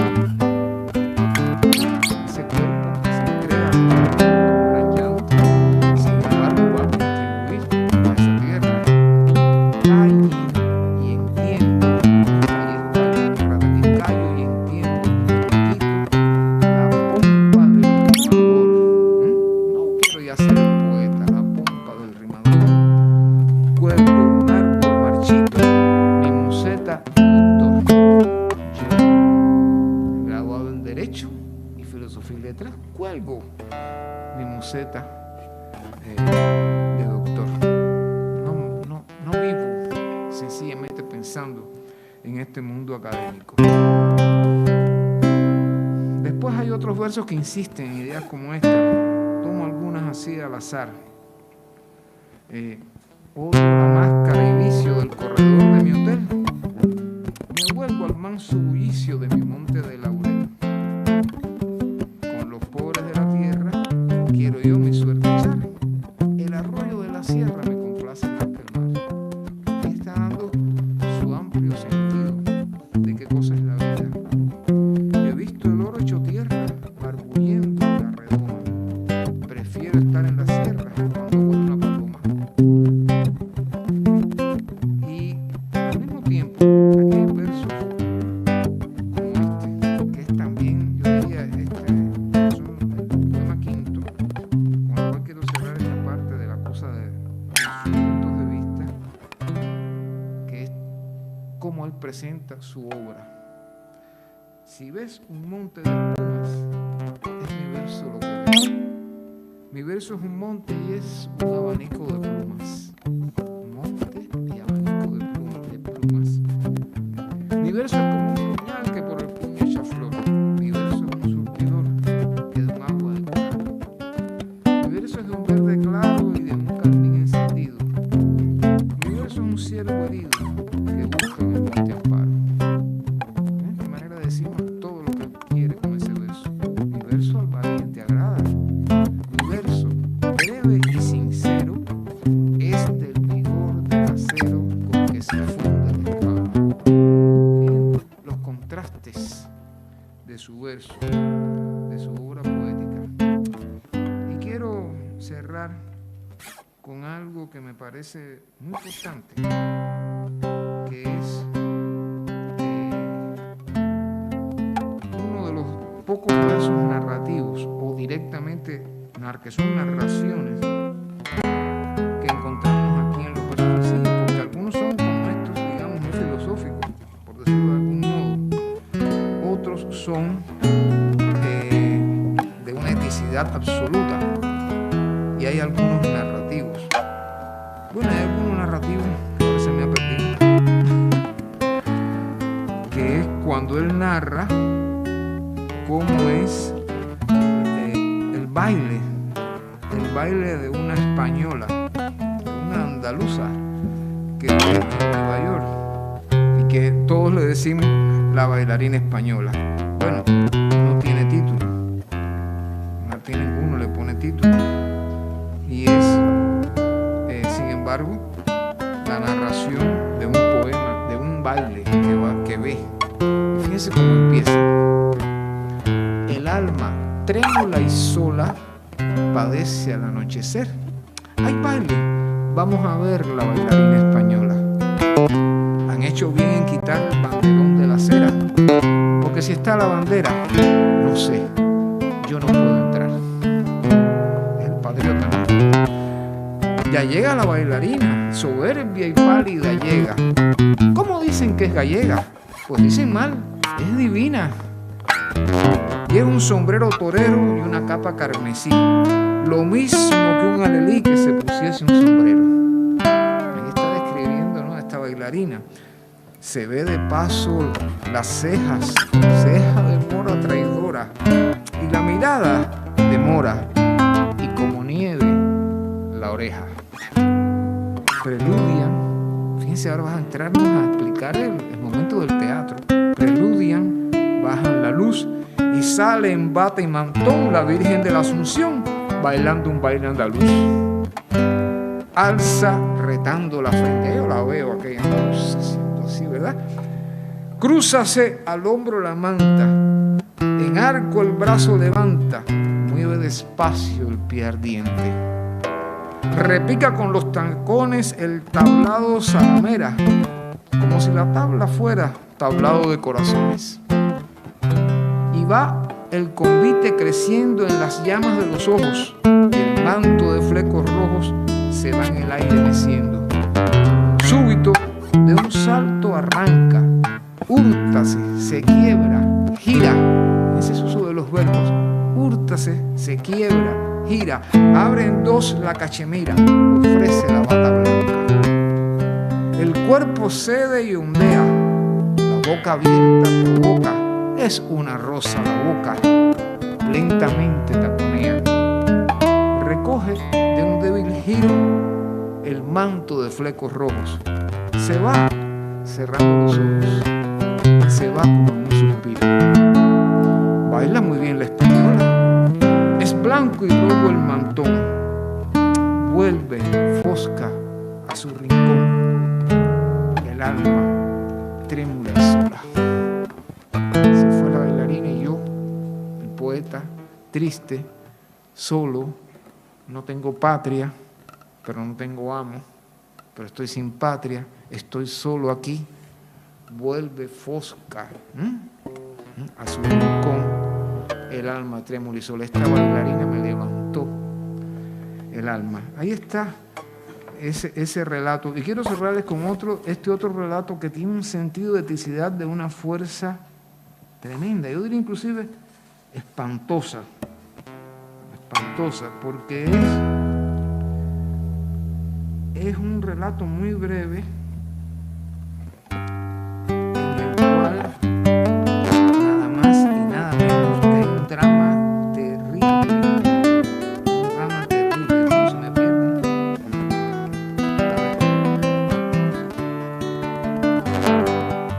Oigan y fíjense el alcance que tiene. No se dicen nombres, no se dicen personas, no se dicen lugares, pero es terrible el drama. Por la tumba del cortijo, donde está el padre enterrado, pasa el hijo del soldado del invasor, pasa el hijo. El padre, un bravo en la guerra, envuelto en su pabellón, álzase y de un bofetón lo tiende, muerto por tierra. El rayo reluce, zumba el viento por el cortijo. El padre recoge al hijo y se lo lleva a la ciudad. Bueno, a mí no sé por qué esto me recuerda el Poema Mario. Yo creo que Martí Aboya fue importantísimo para Martí. Escribió que nunca publicó unas notas sobre Goya que son un estudio sensacional sobre Goya. Por cierto, yo tengo en mi oficina un cuadro hecho con telas de un pintor colombiano, pero que lo hizo todo con telas, del cuadro de los fusilamientos del 2 de mayo. Todo el mundo ya dice, ¿y esto qué cosa? Y digo, bueno, es que es un homenaje a la España que luchó por su libertad y que Martí amó a esa España, no amó a la colonial o a la colonialista, pero sí a esa. Y entonces observen algo que una amiga me contaba en estos días de cómo fue su crianza. Y yo estaba pensando en esto y ahora se lo voy a dedicar a esa amiga que está sentada aquí. La imagen del rey, por ley, lleva el papel del Estado. El niño fue fusilado por los fusiles del rey. Festejar el santo es ley del rey. Y en la fiesta santa, la hermana del niño canta ante la imagen. Qué señalamiento de lo que puede ser, ¿verdad? El poder del Estado cerrado en manos, en este caso, de un monarca absoluto. Bueno, ya en el siglo XIX no eran tan absolutos, pero eran bastante absolutos, de todas maneras. Ahí está, les he puesto simplemente algunos ejemplos para que nos demos cuenta cómo con esta riqueza expresiva que permite la poesía está el pensamiento de este hombre en las más disímiles cosas. No les puedo leer las 46, leanlas ustedes, pero se darán cuenta que cada uno no es solo un mensaje de amor humano, de sentimientos humanos, de eticidad, sino también piensen en su momento, piensen en su tiempo, está refiriendo cosas que sus lectores podían y sabían entender, porque estaba hablando también de elementos propios de la cultura de su tiempo. El cubano que leía esto, cuando leía la imagen del rey, sabía de lo que se estaba hablando. El español que leía esto podía entender que había detrás de esta imagen del rey, o pensar en el padre muerto que sale de la tumba y le da un bofetón y mata al hijo porque está sirviendo al extranjero que viene a dominar su tierra. Y eso vale para cualquiera. Eso vale para cualquiera. Lo mismo vale para los hispanoamericanos luchando por su independencia que para los españoles luchando por la suya. Y yo creo que ahí está ese alcance universal de la obra de Martí. Ahí está la riqueza de este hombre, que yo creo que por eso sigue siendo, de alguna manera, o de muchas maneras, un hombre actual. Estamos viviendo, y con esto cierro, una notable época de crisis. Hay crisis de valores. Sí, ciertamente hay crisis económica, todo eso es verdad. Estamos viviendo, hasta cierto punto, todo parece indicar un cambio de época. Estamos ante un capitalismo cada vez más rentista y cada vez más terrible y más agobiante. El sistema mundial está en un momento de desencuentros. ¿Por dónde va a coger el mundo? ¿A dónde vamos a ir a parar? ¿Habrá mundo dentro de 50 años? Son preguntas que se hace la gente. Y por eso, no sé, de pronto la gente se va buscando religiones desconocidas en algunas culturas y las empiezan a practicar en otras. Y por eso lo mismo la gente empieza a creer en las cartas y el tarot que en cualquier cosa que les parezca que les está ofreciendo algo que falta en el mundo contemporáneo cada vez más, que son los valores, la eticidad, la sensibilidad, el pensar en el otro y no solo en uno mismo. Y entonces yo creo que Martí es un canto a la vida, un canto al amor. Y quiero cerrarles con esta idea. Cuando llegó a España, escribió al poco tiempo un librito, un pequeño librito de 40, 50 páginas, lo publicó en Madrid. Se llama El presidio político en Cuba. Y desde el principio dice que lo está escribiendo para que la gente de España, los españoles de aquí, sepan qué pasaba en Cuba, en su país, cuán cruel, terrible y espantoso podría ser la dominación colonial en Cuba. Cosa que, por supuesto, el 99% del pueblo español no conocía, no sabía, no podía saber cómo era aquello. Y que narra sus experiencias en la prisión, sus experiencias en las canteras de San Lázaro, donde él trabajó con 14 o con 15 años, donde por poco muere, donde moría la gente a diario, donde un enfermo de viruelas lo obligaban a ir a trabajar y le daban golpes y la gente se moría como moscas ahí.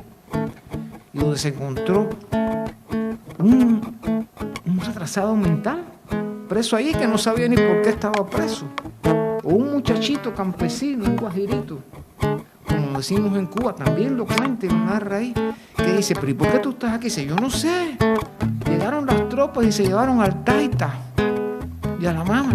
¿Y qué? Pues me trajeron a mí para acá también. 12 años tenía aquel niño, que murió también, claro, trabajando 12 horas al sol, al agua, qué sé yo, no pudo resistir a aquello. El propio Martí por poco se muere ahí. Lo que pasa es que su mamá, como les digo, lo logró sacar. ¿Y qué dice desde el principio en ese opúsculo? ¿Qué le dice a sus lectores españoles? Puedo escribir esto porque no tengo odio. No soy persona de odios. Y cuando llamó a la guerra en Cuba y cuando llamó a los cubanos a unirse, que era la única manera de poder afrontar el poderío colonial, dijo, la guerra no es contra el español, la guerra es contra este sistema que nos oprime. Y el español de Cuba tendrá su derecho a vivir en Cuba, porque para ellos será también nuestra república. Ella tiene que abrirle el espacio al español. Y por eso les recordaba yo ayer a los amigos que estaban conmigo en el otro lugar, que los cubanos vivimos orgullosos de 5 generales españoles que tuvimos en nuestra guerra de independencia, y como de otros 8 o 10 que tuvimos en la guerra anterior, la que se perdió, la de los 10 años, y como tuvimos desde un catalán hasta un gallego, y como tuvimos que, según las estadísticas que hemos sacado los historiadores, el 15% de los llamados mambises, que eran los soldados patriotas cubanos, eran españoles. ¿Ustedes saben lo que pasó? Que muchos republicanos que estaban en Cuba, pues se unieron al ejército cubano y se quedaron después viviendo en Cuba. Se convirtieron en cubanos de alguna manera, aunque siguieron siendo españoles. Y por eso lo dijo Martí, la guerra no es contra España, no es contra el español. La guerra es contra un sistema de gobierno que es lo que nos tiene como está. Y que además tenemos que apurarnos a lograr la independencia antes de que venga el otro, que va a ser peor que este sistema, y nos incorpore al suyo. De ahí por qué la guerra tenía que hacerse en un plazo corto, en un plazo breve, y no podía ser una guerra de odios, no podía ser con odio. Dice, en el pecho antillano no puede caber el odio. Por eso es capaz de escribir aquí en los versos sencillos que para el cruel que le arranca el corazón con que vive, no cultiva plantas que piquen, el cardo y la ortiga, sino cultiva la rosa blanca. Es ahí ese mensaje de amor de José Martí, y yo creo que ese es el mensaje que hace falta en buena medida en el mundo de hoy, y creo que muchos lo comprenden. Tuvimos, lo decía ayer también, una coreana del sur en Cuba, estudiando a Martí. La mujer quedó enloquecida. ¿Qué cultura más distinta a la nuestra? ¿Verdad? Y sin embargo, aquella mujer dijo, este hombre, tengo que darlo a conocer en mi país. Y tradujo a Martí, cosas de Martí, y escribió una biografía de Martí para los coreanos, y lo mismo pasó con Japón, y lo mismo pasó en China. Y lo mismo ha pasado entonces con las traducciones de Martí a las más diversas lenguas, las europeas, las originarias de América. Martí ha sido traducido al guaraní, ha sido traducido cosas de él al maya, ha sido traducido al náhuatl, ha sido traducido inclusive a algunas de las lenguas africanas. Hay traducciones de Martí al árabe, y yo creo que todo eso contribuye a comprender el alcance universal de José Martí. Y por eso yo me siento bien en España, porque me doy cuenta, como digo yo, en un libro que escribí, no es un libro académico, es un libro en que doy mis imágenes de Martí desde distintas facetas. Y les quiero leer un pedacito del capítulo que le puse El español, para que ustedes entiendan. Y no sé si compartirán conmigo. Parecería una paradoja hablar de lo español en el hombre que dedicó toda su vida a pelear por la independencia de Cuba frente al dominio hispano. Sin embargo, los pueblos de España, en sus historias, sus costumbres, sus culturas y sus valores espirituales, fueron no solo apreciados por José Martí, sino incorporados a su rica y polifacética personalidad de vocación universalista. Ahí hablo de sus hijos, de sus padres españoles, canaria y valenciano, y cómo él entiende a la España en que está. Cuando llega a México y escribe un delicioso paseo, un frío de Año Nuevo por el Madrid que ha dejado atrás. Pero no son los grandes edificios, ni la gente de sus palacios, ni sus carrozas lo que transmite a sus lectores, es el Madrid callejero y popular, el del barrio de Lavapiés, el de las archerías, pecadoras, tabernas de callos y habichuelas, usando sus palabras, sastres pobres y fotógrafos en ruinas, el de la gorrista y el hortera, el de chulillas y lavanderas que andan por la cuesta de la Virgen de la Almudena y por las orillas del río Manzanares. A la gente de Alcurnia las presenta en las calles céntricas de la ciudad y relata una conversación en la cervecería inglesa, lugar entonces de moda para escritores y artistas, que seguramente él visitó más de una vez. Y digo, en otra parte, cómo cuando lleva siempre a España en el alma. Publicó en inglés acerca de los gitanos, de la literatura española contemporánea, de las costumbres cortesanas y de sus pintores. No vaciló en firmar como español. No sabían los editores estos norteamericanos cómo él iba a firmar. Él dijo, un español. Sus impresiones acerca de Estados Unidos, donde se distanciaba de la identidad mercantil que apreciaban los norteamericanos. Escribió sobre los clásicos de nuestras lenguas, Cervantes, Calderón, Quevedo, los místicos. Goya fue su favorito, quedó enloquecido con Murillo, se extasió y se encantó por el color de la luz de Mariano Fortuny. Quizás eso explica su precoz valoración años después de los impresionistas franceses. Lloró la muerte de los mambises españoles. La crítica literaria se ha dado cuenta que hay mucho en Martí. ¿De quién? Bueno, pues de Quevedo, de Cervantes, de Teresa, la de Ávila y de San Juan de la Cruz. Ahí está. Lean poemas de Martí y van a ver eso. Van a ver esos clásicos de la lengua española. Y fue el hombre que creó, yo no los he podido contar. Hace rato que quiero que en la Universidad de La Habana alguien se ponga a estudiar los neologismos de Martí. Son centenares de nuevas palabras que Martí crea. Y entonces, ¿de qué nos habla? De ese madrileño risueño, de ese aragonés noble y rebelde, de ese gitano natural y amante de la vida, de ese canario de trabajo, de ese catalán que defiende su identidad, de ese gallego que quiere su lengua. Todos ellos están en la españolidad espiritual de José Martí. Ese cubano de hidalguía como la del Quijote y de lealtad como la de Sancho. Ese es Martí.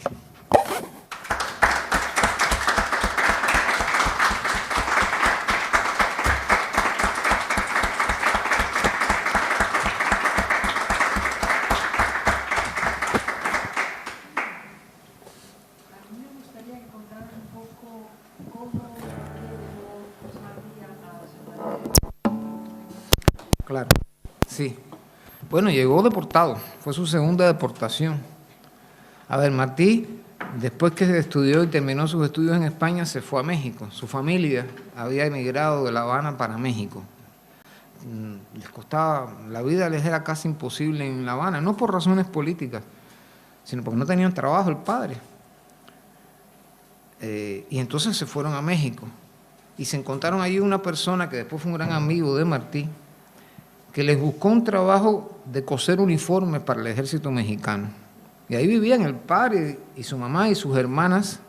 Todas las demás hijas de esa pareja fueron mujeres, fueron hembras, cosiendo. Y llegó, bueno, pues él llegó, llamado por sus padres, ven, ayúdanos, ya eres el abogado, el graduado, el universitario. Su madre nunca le perdonó.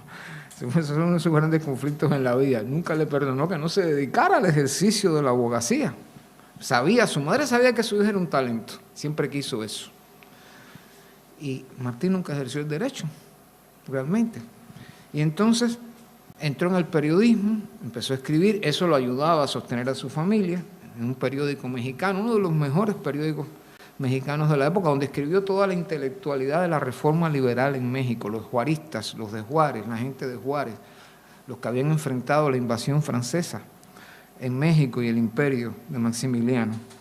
Y ahí se vincula con ese sector intelectual de la vida mexicana y viene su gran amor y su gran conocimiento por las sociedades indígenas. Vuelve a Cuba cuando se firma el Pacto del Zanjón que logra el general Martínez Campos con los patriotas cubanos, y que el acuerdo fue olvido de lo pasado, vamos a reconstruir el país y Cuba va a disfrutar de los mismos derechos políticos que Puerto Rico. Lo que Martínez Campos no sabía era que el gobierno de España había clausurado los beneficios que tenía Puerto Rico. Y cuando se aparece en España con aquel acuerdo o lo manda para España, le dicen que no hay nada que hacer porque ya Puerto Rico no tiene ningún derecho y vuelve a ser colonia con todas las características. La Constitución española de 1876 no tuvo valor en México, en Cuba, hasta 1898, cuando ya Cuba estaba prácticamente perdida. Bueno, está la famosa anécdota de que el primer ministro español le dijo a la reina, fírmela. Dice ella, pero me dicen que si aprobamos la Constitución para Cuba, perdemos a Cuba. Señora, más de lo que ya está perdida, no la vamos a perder, le dijo el primer ministro español. Y por supuesto, esa Constitución casi que se puede decir que no estuvo vigente en Cuba. Martí llega, empieza inmediatamente a relacionarse con personas, se da cuenta de que no se cumplen los acuerdos que ha firmado Martínez Campos y empieza a conspirar. Y al empezar a conspirar y estar próximo a un alzamiento, no sabemos cómo ni por qué, pero evidentemente estaba penetrado por las autoridades coloniales el movimiento ese clandestino patriótico. Y lo detienen a él y a los principales personas en La Habana que estaban vinculados a la conspiración. Y entonces lo deportan. Viene para acá en condición de deportado a la metrópoli, con destino a Ceuta. Ese era su destino. O sea, debía haber ido hasta Ceuta. Y, claro, ¿por dónde viene? Bueno, pues por los vapores Correo de Santander. Ya el gran intercambio naval de Cuba ya no era tanto con Cádiz, era con Santander. Recuerden que Santander va desplazando a Cádiz en la medida en que entra el barco de vapor. El barco de vapor permite no depender que éste se mueva por el viento, sino por la velocidad que le da el vapor y la posibilidad inclusive de no depender solo de las mareas y el viento. Y eso es lo que favorece que Santander ocupe el lugar que había ocupado Cádiz y que por tanto venga también hacia mediados del siglo cada vez más la emigración de acá para allá y el vapor Correo que se movía sistemáticamente entre ambos puertos, La Habana, Santander y también Santiago de Cuba y Santander.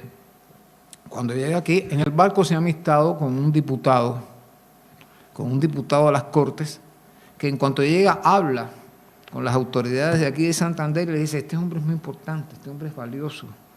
Bueno, esto lo estoy diciendo yo, ¿no? No sabemos qué le dijo.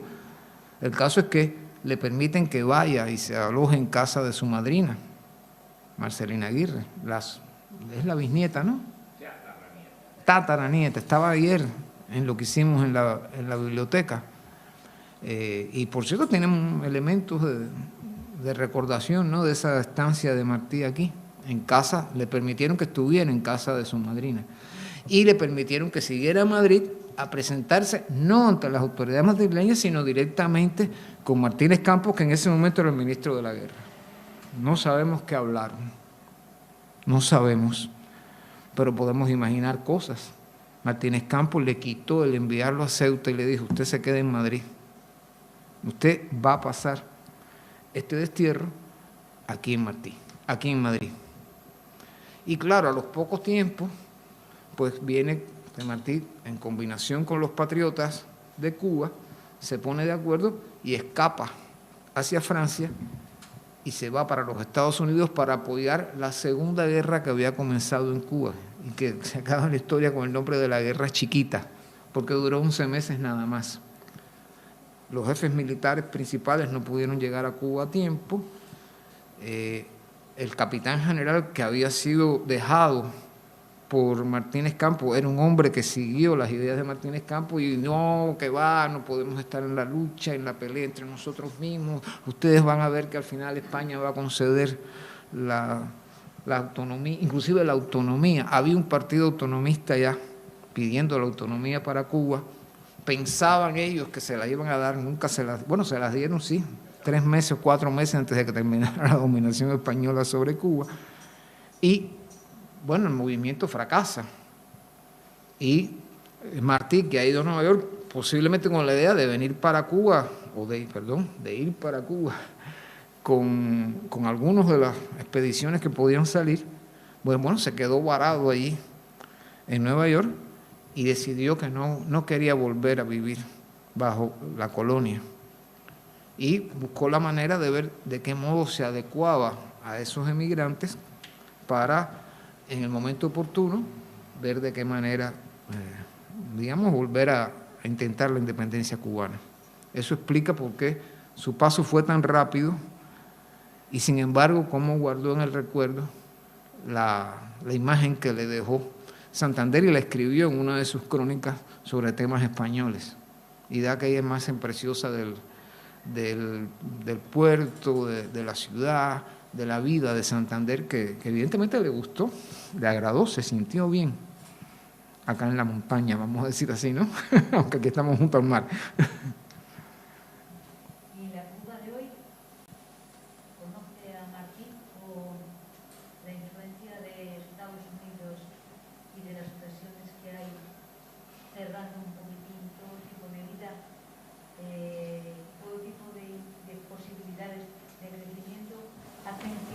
naciendo una cultura paralela menos cubana y más globalizada? Bueno, primero sobre Martí. A veces la gente me dice, no, porque tú eres el que sabes más de Martí. Yo le digo, no, cualquier cubano sabe mucho de Martí. Los cubanos pueden darle a cualquiera en una esquina una explicación de Martí.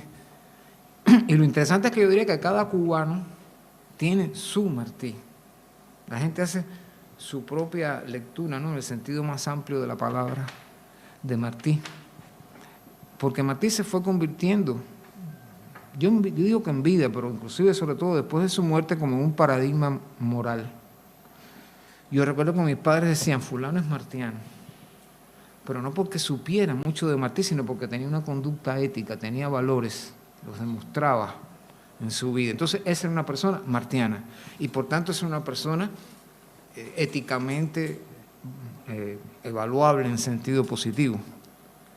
Y yo diría que ese fue el ambiente, inclusive de mi familia, ¿no? Cuando alguien se decía, no, fulano es un martiano, no es porque se dedicara a hablar de Martí o a escribir de Martí, no, eran gente de pueblo que podían tener una conducta desde el punto de vista ético, moral, que era compartida por otras personas. Y yo creo que eso se ha mantenido en buena medida. Martí es un paradigma ético, y eso es importantísimo. ¿Qué está pasando en los últimos tiempos? Bueno, a ver, al triunfo de la revolución, ¿qué pasó? Bueno, que la contrarrevolución que se fue para los Estados Unidos trató de presentar a Martí como un enemigo del socialismo y de las ideas socialistas y qué sé yo, qué sé cuándo.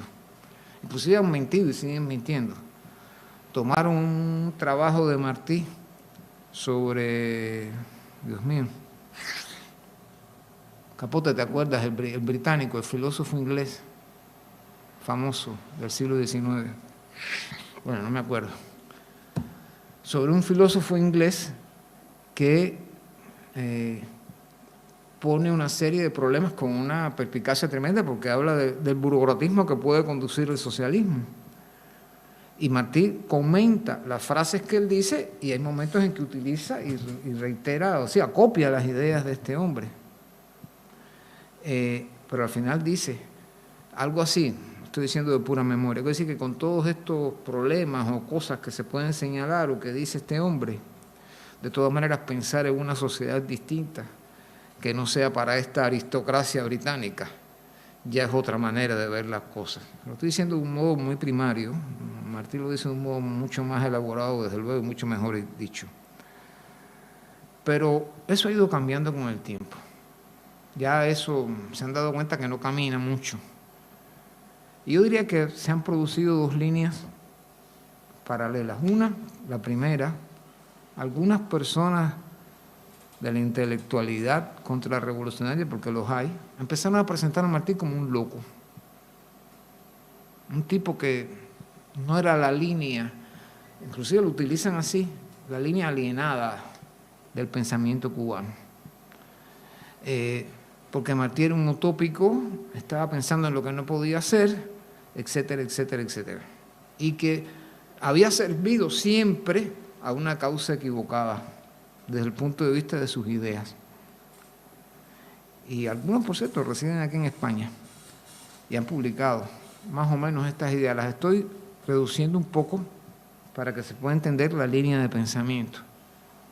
Lo que está ocurriendo en los últimos tiempos es que sin hablar de las ideas de Martí, de pronto, bueno, sobre todo hoy la cabeza de la contrarrevolución de cubanos, bueno, siempre ha estado ahora con más fuerza en Miami.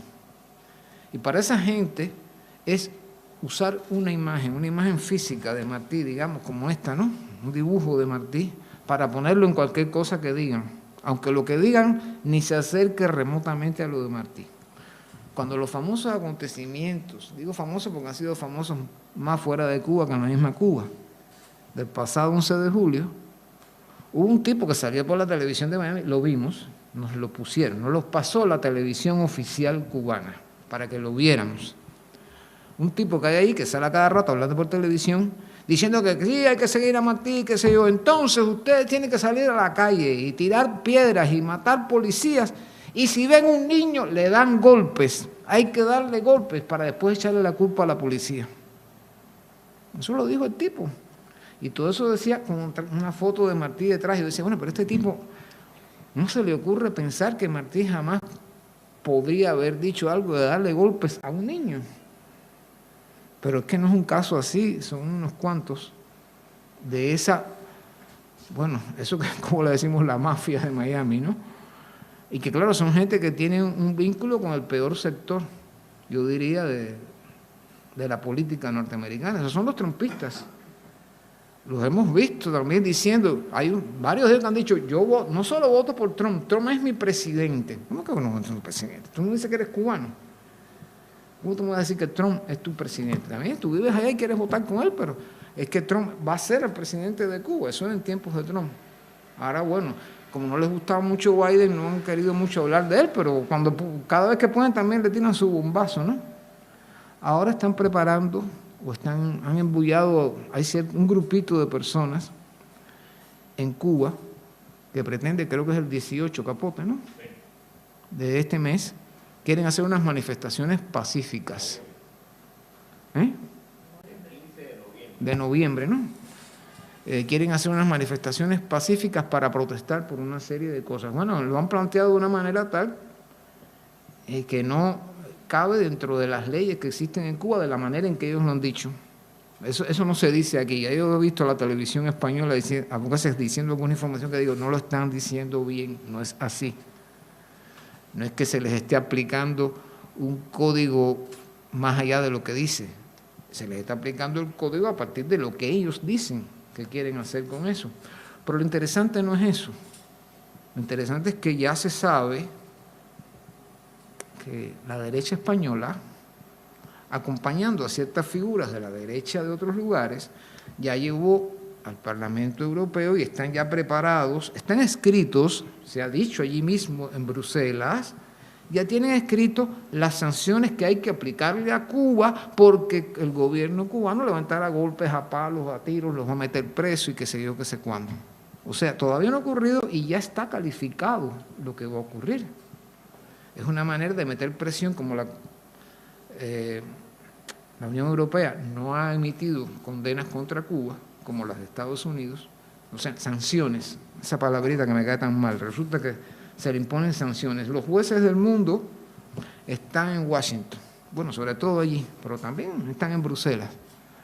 Y a veces me dan ganas de decir, bueno, ¿y por qué nosotros no le ponemos sanciones a ellos también? Claro, no tenemos el poderío para imponer sanciones. Y además, ¿por qué le vamos a poner sanciones al pueblo? En todo caso, a los gobiernos, ¿no? Porque esa es la otra parte del asunto. Las sanciones contra Cuba, que ellos dicen que son contra el gobierno, bueno, si tú me dices que ya yo no le puedo comprar las agujas para ponerle la vacuna a la gente, a la empresa suiza que me las vendía, porque la compró una compañía norteamericana y según las leyes norteamericanas, esa compañía, aunque esté en Suiza, tiene que obedecer las leyes de Estados Unidos. Ya yo no entiendo el mundo contemporáneo. Entonces ya no pueden cumplir sus contratos y los rompen. Y entonces, ¿qué hacemos? Nos comemos la vacuna, se toma cuando está concebida para ser inyectable. ¿A quién está perjudicando? ¿Al presidente de Cuba? ¿A Díaz-Canel? No, hombre, no. Nos está perjudicando a los cubanos, a todos. Y cuando me pones sanciones que ya es muy difícil para un norteamericano viajar a Cuba, porque no quieres que haya turismo. Cuando se abrió el turismo de Cuba a Estados Unidos y lo permitieron, fue una especie de pequeña avalancha, porque claro, te has pasado 30 años diciéndome que aquello es el infierno, que aquello es el horror, de pronto la gente dice, yo quiero ver, a ver de verdad cómo es el infierno. Yo le encontraba, creo latino, no me acuerdo, ustedes, cómo nosotros abrimos nos pidieron unos cursos en el Centro de Estudios Martianos para estudiantes norteamericanos, universidades, que llevaban a sus muchachos allá. El primer día estaban así, y a la semana estaban encantados de la vida, y después se iban y escribían cartas y publicaban cosas en sus periódicos estudiantiles. Qué bien la pasé en Cuba, y conocí a los cubanos, y me gustó mucho Cuba, y no sé qué sé yo, y hasta algunos emocionados, y se iban llorando, y qué bien, me encanta esto, y se mantuvieron escribiéndose con gente en Cuba, se mantienen, inclusive hoy en día, escribiendo con gente en Cuba, ¿no? Bueno, ¿a quién está perjudicando? al Estado cubano, sí, claro, pero sobre todo al sector, a los pequeños empresarios cubanos. Porque si usted tiene un restaurante que antes se le llenaba en buena medida con turistas de Estados Unidos y ahora no vienen, ¿de qué vive usted? Cuando además la COVID ha significado en buena medida la restricción en el mundo entero al turismo. Y hubo un cierto crecimiento del sector turístico en Cuba en función de esa llegada no solo de personas de Europa, sino también de los Estados Unidos. Y cuando ustedes quieren saber una cosa, ustedes se pueden imaginar que una fotocopiadora es un artículo estratégico. Estratégico, una fotocopiadora. No, si ya ni las computadoras son estratégicas. Con una computadora usted ya no puede dirigir un cohete ni nada por el estilo. Si usted no tiene todo un equipamiento para mover esos cohetes y un conjunto de elementos mucho más avanzados que la simple computadora con la que, o sea, el ordenador con el que escribimos todos. Bueno, pues eso está penado por las leyes norteamericanas desde los años 70.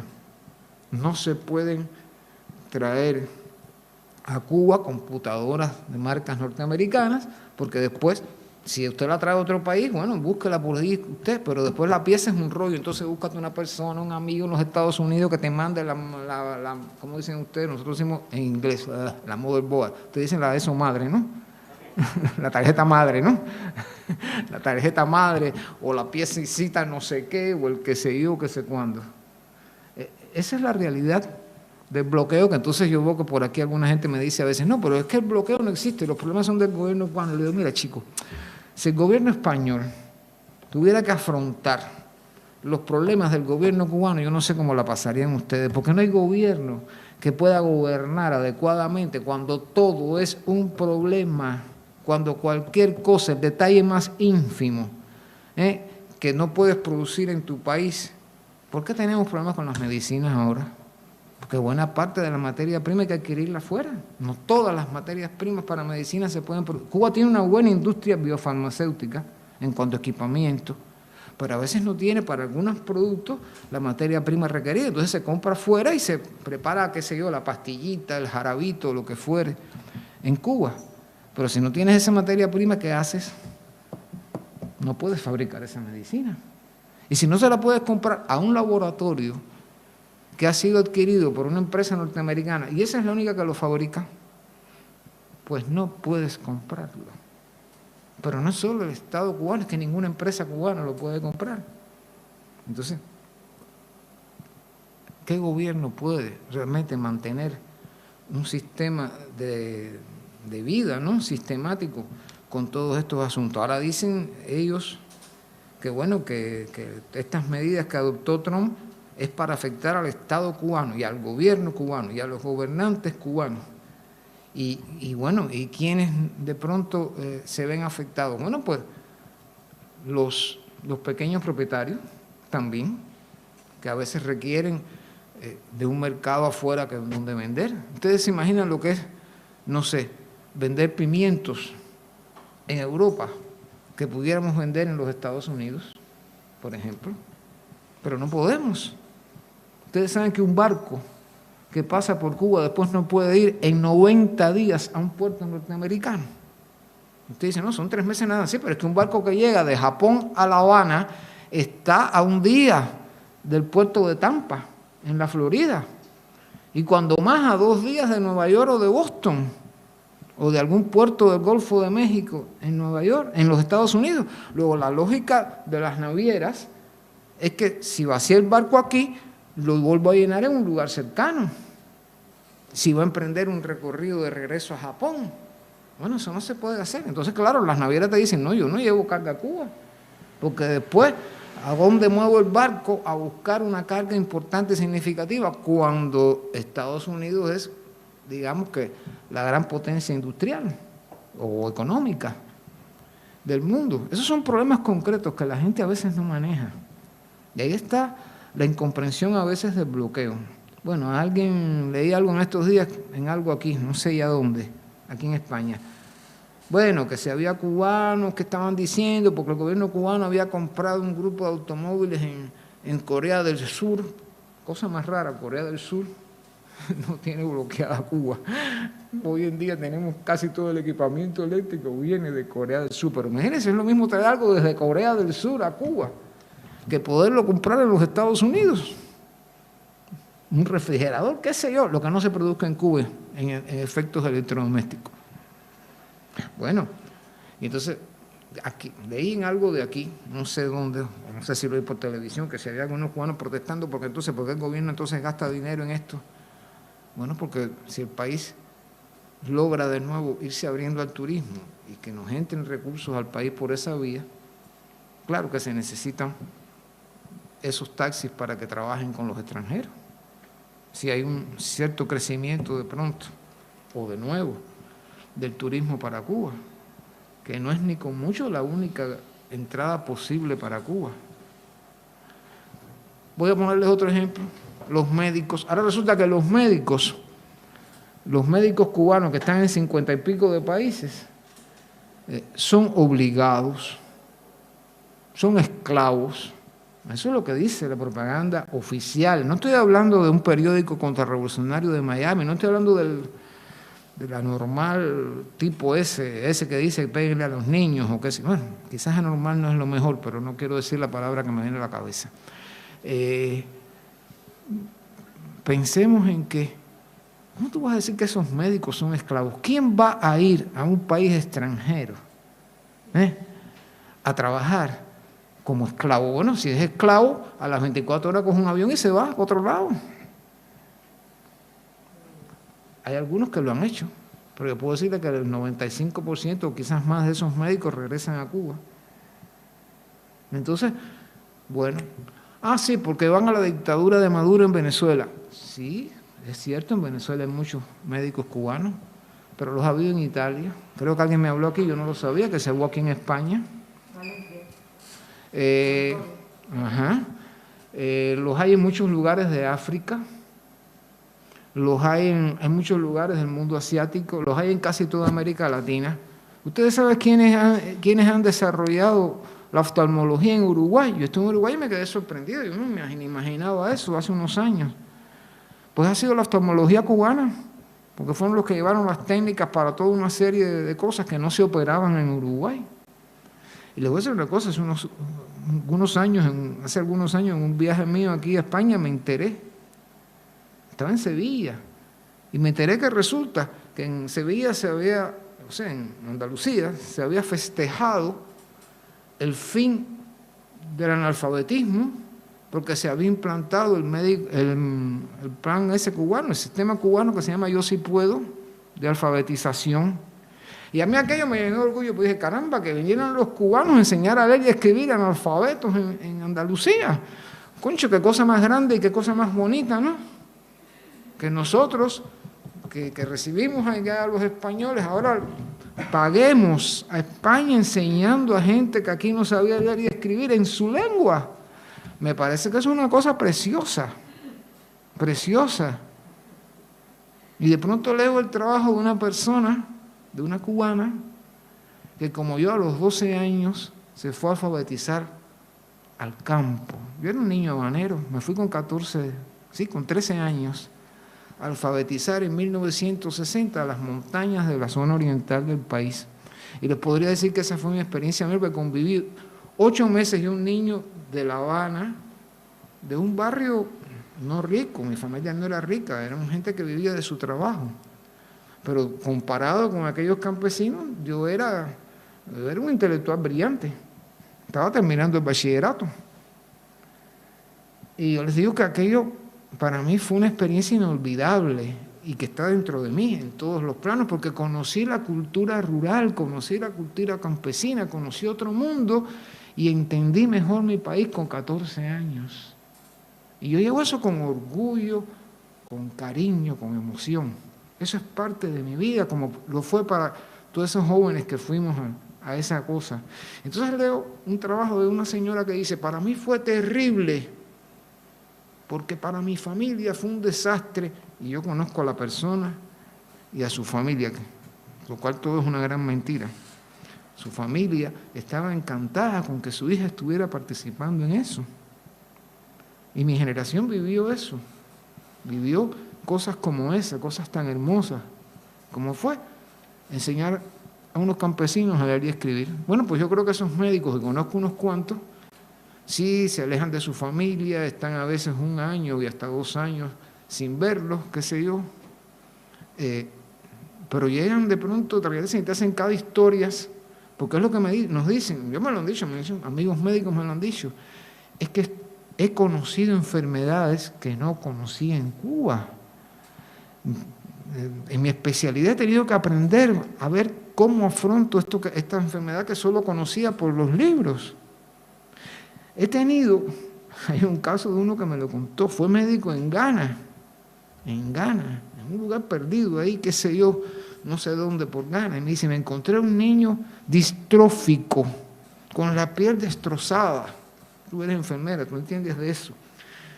Y dije, tengo que darle vitaminas, la B, ¿no? Es la B, vitamina B.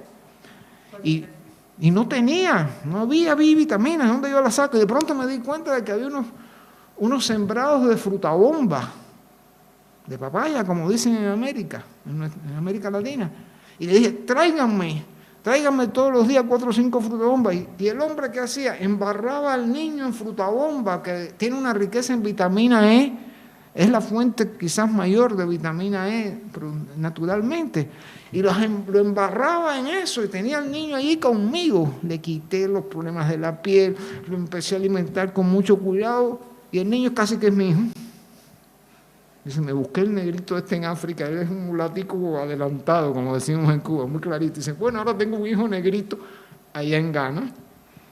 Y se escribe encantado con el niño y se mandan fotos y qué sé yo. Y la familia agradecidísima.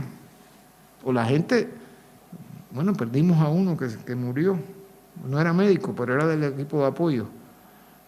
La gente que fue a combatir el ébola. Una brigada cubana, varios países de esos del ébola. Entonces, ¿esos tipos eran esclavos? No, por Dios, no me vas a decir semejante cosa. Hay que se lo quiera creer. ¿Cómo que esclavitud? ¿Qué esclavitud es esa?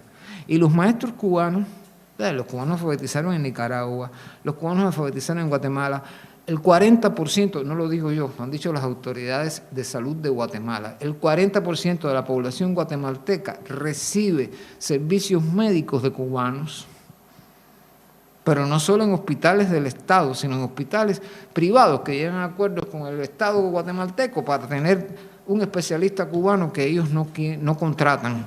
Se lo pagan al gobierno de Guatemala, no al gobierno de Cuba, al gobierno de Guatemala. Y ahí está, esos médicos cubanos trabajando de pronto en Guatemala. Y entonces uno dice, bueno, eso es negativo, eso es objetable, eso es un problema. Bueno, eso explica por qué después de pronto viene una colecta, lo mismo aquí en España que en Italia, donde hubo médicos cubanos también ahora con la COVID, o en cualquier lugar de pronto de gente que dice vamos a mandar esas medicinas para Cuba, o vamos a buscar las jeringuillas para que se puedan inyectar las vacunas. Y bueno, las 20.000 cosas más. De pronto todo amigo cubano, todo amigo extranjero que llega a nuestro centro a algo, ¿con qué se aparece? Bueno, con lo que sabe que nos hace falta, con plumas, con papel, con tóner para computadoras, con esas cosas que de pronto se convierten en un problema, porque no las puedes comprar muchas veces, aunque tuvieras el recurso en el Estado cubano, o aunque alguna empresa cubana tuviera el recurso. Hemos tenido empresas paradas durante meses. Ahora tenemos problemas eléctricos. Ahora no, hace rato con la electricidad. ¿Por qué? Porque no hay piezas para centrales eléctricas que tienen 10, 15 años en que no puedes hacer los mantenimientos adecuados porque te falta la empresa de donde se fabricó ese aparato, o como se llame. Yo de eso no sé mucho, no sé nada, pero que dices, lo voy a buscar y ya la empresa no es de ese país, realmente es una empresa entonces que es una filial de una empresa norteamericana, y te dicen tranquilamente, no, yo no puedo venderlo ya. Cuba quiso comprar después de la caída de la Unión Soviética, aviones a la Embraer, la empresa brasileña. La empresa en principio actuó, pero les llegó el aviso de Estados Unidos: si venden aviones a Cuba, no pueden vender aviones en Estados Unidos. Bueno, la Embraer dijo: no, espérate. El primer mercado para nosotros es los Estados Unidos. Mira, lo sentimos mucho cubanos, no, nosotros no le podemos vender aviones porque a nosotros nos interesa más el mercado norteamericano. Comprensible. Esa gente les compra no sé cuántos aviones en el año. Bueno, nos quedamos de pronto casi sin aviones civiles. Yo no sé a veces los aviones militares cómo vuelan, cómo logran volar para practicar. Y de pronto, bueno, por lo menos que sepamos, nosotros no tenemos los MiG-31 en Cuba, no los tenemos, eso estoy casi seguro que no los tenemos, que es la última variante de los rusos con sus famosos MiG. Entonces tú ves a los pilotos militares cubanos cuidando su avioncito MiG-27, su avioncito MiG-25 y te dicen: no, yo le hago esto y lo otro para seguirlo volando y poder, porque si viene un ataque yo tengo que salir con mi avión y qué sé yo, qué sé cuándo. Y entonces, bueno, eso tenía un lado bueno, vamos a decirlo así, la capacidad del cubano para sobrevivir, para resolver, como decimos en Cuba. Eso, el buscar la manera de cómo tú echas a andar lo que tienes parado, cómo tú puedes mantener las cosas. Y claro, todo eso en medio de las tantas dificultades que se han aumentado ahora con la COVID, ¿no? Realmente la vida cotidiana no es, como decimos en Cuba, no es fácil. No es fácil. No hay todos los productos que necesita la gente. Si un cubano cualquiera, yo lo meto aquí de pronto en un mercado de Madrid o de aquí de Santander, y me dice: Dios mío, pero ¿cómo hay cosas aquí? Sí, aquí hay cosas, entre otras cosas, porque pueden entrar, las pueden fabricar, tienen la materia prima o la adquieren donde sea. En Cuba es un problema. ¿Cómo usted alimenta el ganado si no puede comprar elementos para tener un pienso adecuado? ¿Cómo usted crea una ganadería moderna? ¿Cómo usted prepara la caña de azúcar si no le echa el abono requerido a la tierra? Sí, tú puedes inventar muchas cosas, que es inventar nuevos abonos y qué sé yo, pero hay momentos en que necesitas otras cosas que no las tienes en el país. Esos son dos problemas. Y claro, el cubano lo sufre, el pueblo cubano, todos lo sufrimos, porque ese cuento de que dicen bueno, es que los dirigentes comen distinto. Bueno, yo puedo decirle por lo menos lo que yo veo en el Ministerio de Cultura. En el Ministerio de Cultura, que hubo un comedor hasta el otro día, ahora lo quitaron porque dicen: oye, no tenemos comida para mantener el comedor. No podemos, no lo tenemos. Yo veía al ministro de aquella época y a los viceministros que iban a comer allí mismo, donde comíamos otros gente. Por suerte, mi centro queda cerca del Ministerio de Cultura y nos daban la posibilidad de comer en ese comedor, que era muy barato, desde luego, porque era un comedor obrero. Y ahí comía, yo veía al ministro comiendo ahí con nosotros y decía: bueno, yo no sé cuál es la cuota especial que le dan a él, porque lo veo aquí comiendo lo mismo que yo. ¿Se dan cuenta ustedes? Esos son, digamos, algunos elementos que a veces no se conocen o no se manejan o que son alterados en lo que se dice de Cuba, ¿no? Con lo cual, desde luego, no quiero decirles que Cuba es el paraíso ni es la perfección. Una sociedad sometida a estas cosas es una sociedad que vive cotidianamente en un punto climático. El pueblo cubano está sistemáticamente sometido a una situación límite. El gobierno cubano está sometido a una situación límite. Y eso genera, desde luego, un nivel de insatisfacciones y de errores inclusive mayores que los que puedes lograr en las mismas circunstancias, porque de pronto tú dices, el que tiene que tomar decisiones dice: ¿y ahora qué hago yo? ¿Cuál es la mejor decisión que debo tomar? Y a veces tomas la que no es la mejor, y es la vida la que te va demostrando: no, por este camino no puedo, tengo que buscar por aquí. Y eso son dificultades reales de la sociedad cubana. Pues este abrazo y este aplauso va por Cuba. Gracias.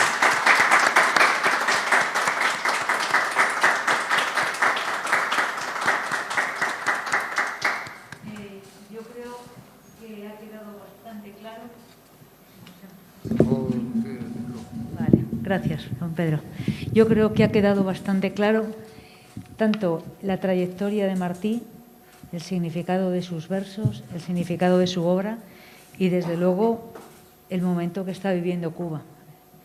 Nos la ha pasado traducido a una serie de palabras emotivas, con ejemplos muy sencillos que yo creo que entendemos todos perfectamente.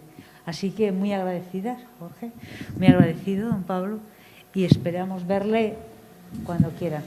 ¿De acuerdo? Muchas gracias por venir, don Pedro.